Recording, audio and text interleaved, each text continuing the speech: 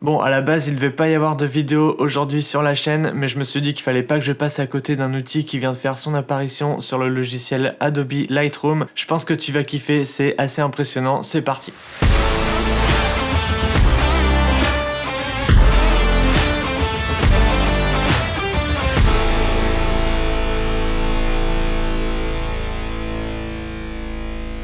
Salut à toi, c'est Nico et comme tu as pu le voir sur le titre de cette vidéo, aujourd'hui on va parler de l'outil de réduction de bruit sur Adobe Lightroom. Alors c'est un outil qui vient juste de faire son apparition à l'heure où je tourne cette vidéo, ça doit faire quelques jours à peine, et c'est un outil de réduction de bruit basé sur une intelligence artificielle. Et oui, encore une autre. Alors la réduction du bruit, c'est quelque chose qui n'est pas nouveau sur les logiciels de retouche photo, il y en avait déjà un de présent sur Lightroom sur les versions précédentes, et puis même en plus de ça, il existe des plugins qu'on peut acheter et installer également. Mais là du coup on se retrouve maintenant avec un outil ultra puissant, beaucoup plus puissant que ce qu'on avait sur les versions précédentes directement inclus dans le logiciel.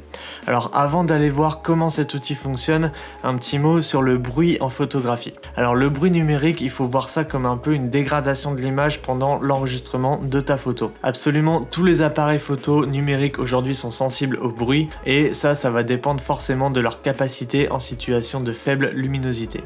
Alors la solution n'est pas forcément d'augmenter les ISO, le bruit peut provenir de différentes sources comme par exemple la qualité de l'éclairage, la température du capteur, la stabilité du capteur également et aussi de la scène que tu es en train de photographier. Donc ce qui est important à retenir, c'est que plus tu vas augmenter ta valeur ISO et diminuer ta vitesse d'obturation, plus ton image a de chances de comporter du bruit. De même que pour l'éclairage, si jamais ta scène n'est pas correctement éclairée, elle peut comporter également du bruit. Donc je dis pas qu'il y en aura à chaque fois, mais ces facteurs-là ont de grandes chances de faire augmenter la présence de bruit sur ton image. Donc prenons cette photo pour exemple, elle a été prise dans un couloir pas éclairé du tout. Au niveau des exifs, je suis à 1/50e au niveau de ma vitesse, à f6.3 en ouverture et à ISO 12800 avec le Canon EOS R10 qui est loin d'être le meilleur en termes de montée en ISO. Donc là, typiquement, scénario classique, scène mal éclairée, ISO élevé, vitesse d'obturation assez basse, donc forcément j'ai du bruit, beaucoup même, c'est pour moi une photo qui est carrément inexploitable. Donc maintenant, allons faire un tour sur le logiciel Lightroom et on va voir comment on peut s'en débarrasser. Donc déjà, si jamais t'as pas fait la mise à jour, moi je t'invite à la faire pour que tu aies la même interface que moi, ce sera plus facile à suivre. Et nous, ce qui va nous intéresser aujourd'hui se trouve dans l'onglet détail et réduction du bruit.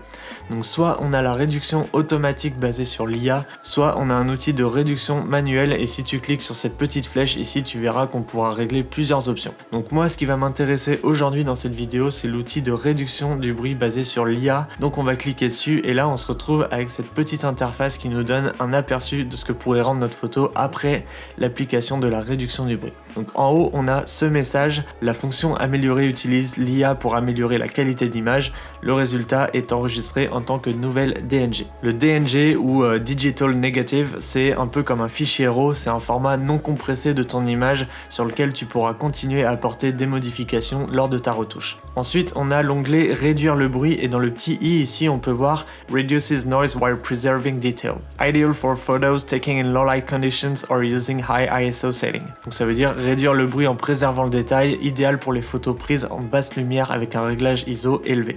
Donc typiquement l'exemple que j'ai en ce moment. En dessous, on a un curseur qui va de 0 à 100% et du coup ça va être l'intensité de notre réduction de bruit. Ensuite, la partie suivante, les détails bruts sont cochés par défaut lorsque la réduction est activée. Par contre, si je décoche la réduction du bruit, je peux activer la super résolution qui est tout simplement une accentuation de la résolution. Donc ça, c'est idéal par exemple pour agrandir une photo trop petite ou bien pour les impressions par exemple. À savoir qu'on ne peut pas appliquer la réduction du bruit en plus de la super résolution. Plus bas, on a la durée estimée du process de réduction du bruit ainsi que le choix entre créer une pile, c'est-à-dire empiler la photo par-dessus l'original, ou bien si on décoche, ça va nous importer le fichier DNG à côté de notre fichier RAW original. Enfin, à gauche, tu as la fenêtre de prévisualisation, donc en fonction de la quantité de réduction du bruit que tu auras appliqué, tu verras le résultat en temps réel et si jamais tu restes cliqué sur la photo, tu pourras voir l'original sans réduction. Donc là ici, typiquement, tu peux voir que j'ai énormément de bruit de chrominance, on voit avec ces petits pixels de couleur.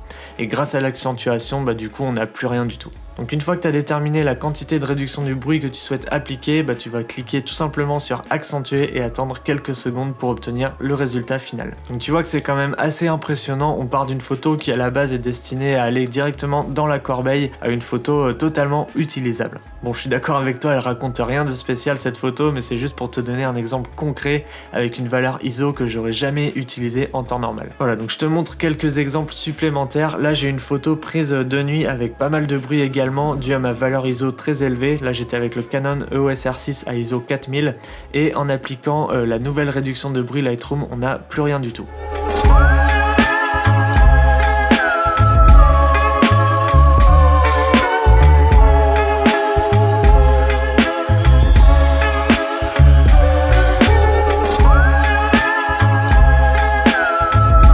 Donc tu as vu à quel point cet outil est ultra puissant et c'est vraiment intéressant car on peut maintenant traiter des photos qui à la base étaient destinées à ne jamais être utilisées et tout ça en seulement 2 clics. Alors il y a quelque chose d'ultra important et j'attire ton attention sur ce point là justement, c'est de jamais se dire qu'un outil comme celui-ci va réparer tes erreurs de réglage lors de la prise de vue. C'est vraiment génial qu'un outil comme celui-ci puisse exister, mais le mieux c'est quand même d'avoir une photo comportant le moins de bruit possible lors de la prise de vue. Donc ça passe par une bonne connaissance du triangle d'exposition et de la provenance de la source lumineuse. Donc bien sûr si jamais t'as pas le choix, la réduction du bruit ça reste quand même une aide exceptionnelle, moi j'ai rien à dire là-dessus, mais il faut pas croire que c'est un outil qui va révolutionner ta créativité. Voilà, on approche de la fin de cette vidéo, je vais te donner une petite astuce supplémentaire juste parce que c'est toi et que t'es resté jusqu'à la fin. Il existe un raccourci sur Lightroom qui te permet de directement appliquer cet effet, c'est CTRL-ALT-I. Et deuxième astuce, si jamais tu souhaites appliquer la réduction de bruit sur plusieurs photos en même temps, c'est ultra simple, il suffit de les sélectionner et de faire Maj CTRL-ALT-I. Voilà, tu peux me remercier plus tard, n'hésite pas à liker cette vidéo et à t'abonner à la chaîne. Quant à moi, je te dis à très bientôt pour une nouvelle vidéo, porte-toi bien, ciao.